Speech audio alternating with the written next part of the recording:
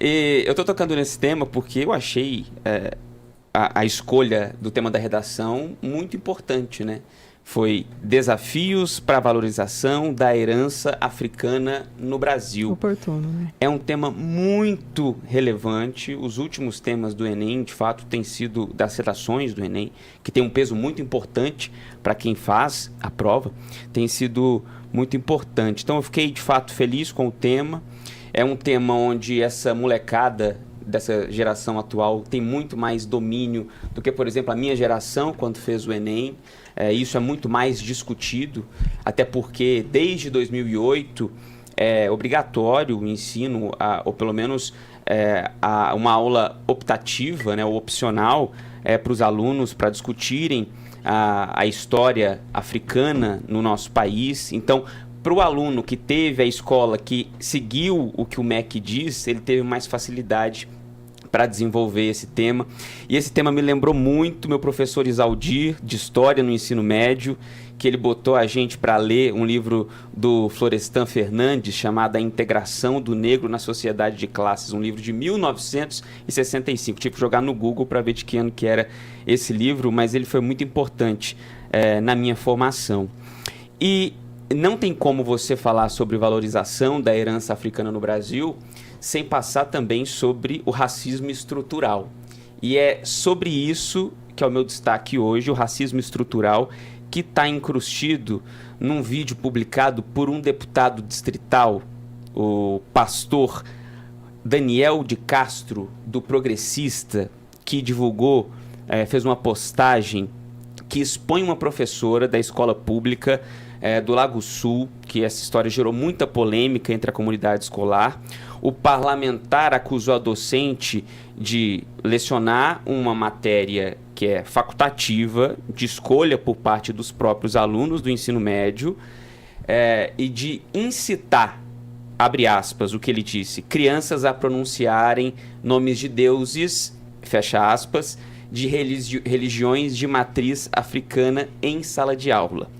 No vídeo publicado pelo pastor Daniel Castro, na rede social dele, ele disse que denunciou a professora ao Ministério Público do Distrito Federal por fazer rituais de magia em sala de aula, gente. Isso mostra uma ignorância de um tamanho. O racismo estrutural está aí também, de não saber entender qual é a discussão sobre a identidade africana e como a identidade africana e os africanos forjaram também nossas características como povo brasileiro.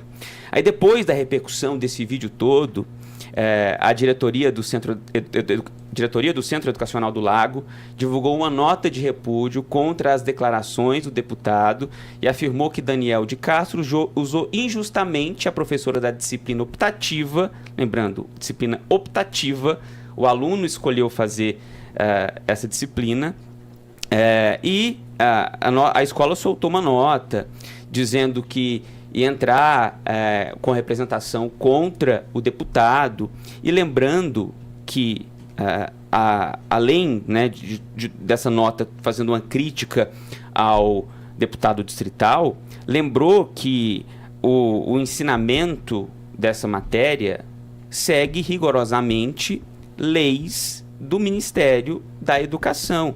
Tem a lei número 11.645 de 2008, que determinam a obrigatoriedade do ensino da história e da cultura afro-brasileira e indígena nas escolas.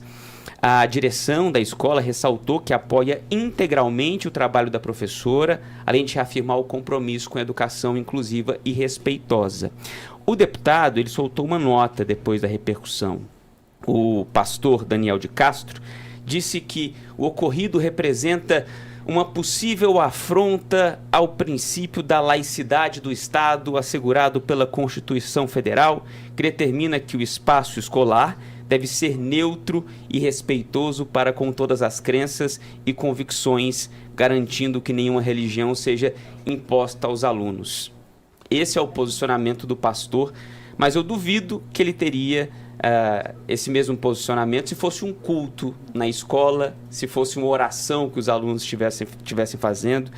isso tudo tá revestido de um preconceito tão grande do racismo estrutural que existe na nossa sociedade e tanta gente tem dificuldade de entender, mas é preciso vir à tona e não deixar isso acontecer. Duvido se fosse um culto, o pastor estivesse reclamando da forma que reclamou, Tatá.